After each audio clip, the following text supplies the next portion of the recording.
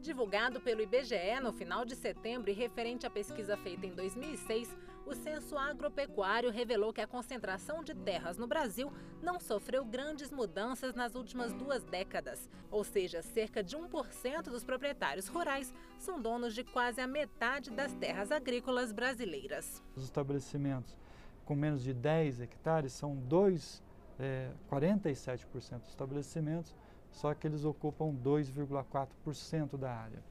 Isso mostra uma distribuição ainda muito desigual no Brasil, que complementa o índice de Gini, mostrando que ainda poucos têm muita terra e muitos têm pouca terra.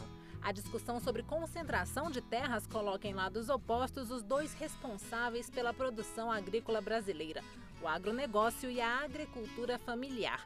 Por um lado, defensores dos grandes donos de terra acreditam que a concentração de terras é uma tendência mundial que permite a produção em escala e reduz o preço dos alimentos para toda a população. O cliente, que somos nós, quer comprar o melhor produto pelo menor preço. Independente de quem fabrica, não quer nem saber quem fabrica. Ele quer, na regra, o menor preço e o melhor produto possível. Para ser assim, precisa ter escala.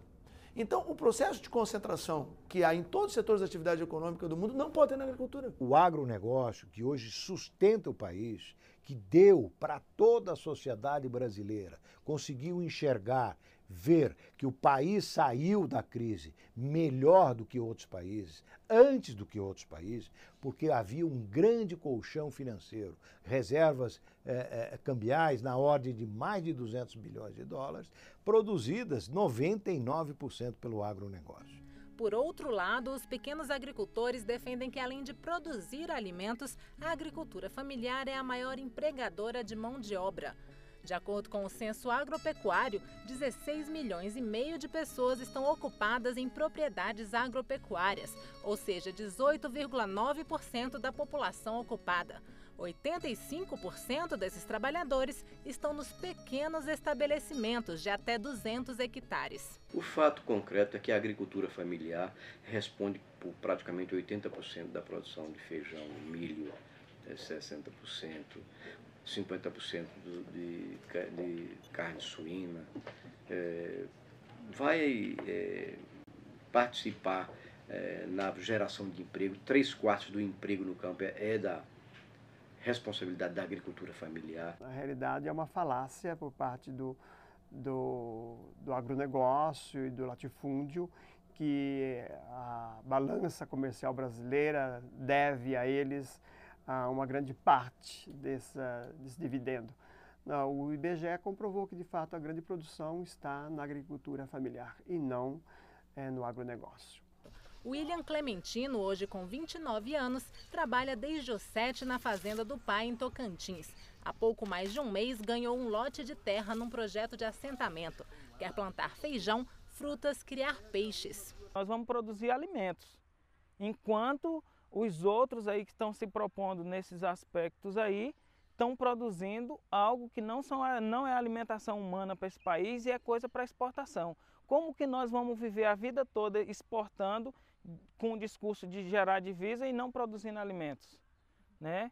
Isso vai gerar um colapso muito grande para o país se continuarem e persistirem nessa tese. A reforma agrária foi o caminho para que William apostasse na agricultura familiar como forma de sustentar a família.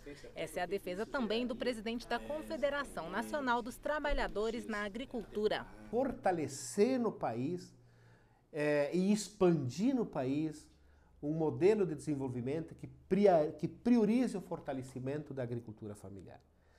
Para fortalecer a agricultura familiar é que é importante ter acesso à terra.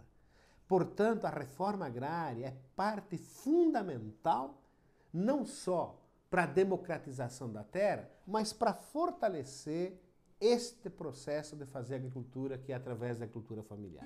Mas a defesa da reforma agrária sofre duros golpes quando a ação dos integrantes do Movimento do Sem Terra ganha o noticiário. Um exemplo é a destruição de pés de laranja em área da multinacional Cotrale, no interior de São Paulo. A ação do MST esquentou as discussões sobre as atividades do movimento. De um lado, aqueles que defendem a ação e dizem que a terra foi grilada pela empresa e pertence de fato à União.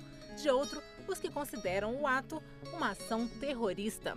Quem se colocou no caminho do crime e que age como um movimento terrorista dentro do Brasil, porque que nome a gente dá para um movimento que não tem personalidade jurídica, que não tem endereço, que as pessoas não são conhecidas, que elas se escondem da lei, e esse mesmo movimento recruta pessoas, aluga ônibus e vai e destrói uma estação de pesquisa de uma empresa que faz reflorestamento, como na Barra do Ribeiro, no Rio Grande do Sul. Já este deputado acredita que terroristas são os latifundiários. É um terrorismo praticado no campo pela essa chamada ação desses grupos latifundiários e ruralistas, aos quais eu acredito a violência no campo. Isso, infelizmente, tendo contribuição da impunidade e da omissão da chamada justiça brasileira. No Congresso, uma CPI formada por deputados e senadores deve investigar o repasse de recursos federais e internacionais ao MST. A criação da CPI chegou a ser lida em sessão do Congresso no final de setembro, mas a retirada de assinaturas de parlamentares acabou arquivando o pedido. Agora, depois da destruição dos pés de laranja, um novo pedido ganhou força. A gente não recebe dinheiro diretamente do governo, né? O que a gente tem é, assim, amigos, né, ONGs, parceiras que atuam no campo, que atuam em áreas da reforma agrária, do movimento e de outros movimentos ou sindicatos. E isso é importante que aconteça, mas a grande questão é que desde o governo Fernando Henrique, essas ONGs acabaram fazendo o papel do Estado. Né? O Estado e o governo terceirizou, através de convênios, contratos, enfim, um papel que o Estado tem que cumprir. A CPMI veio num momento exato. Eu assinei a CPMI. Não para condenar o MST. Não é esse o objetivo. Nós colocamos e assinamos lá porque é momento, é hora de se fazer uma avaliação do movimento. A sociedade precisa saber para onde vai o dinheiro. Tudo que está sendo acontecido aqui, está acontecendo e que está sendo proposto, não é para tentar confrontar, é a tentar reavaliar. Reavaliando, você corrige rumos. E nós temos que corrigir os rumos da reforma agrária no Brasil.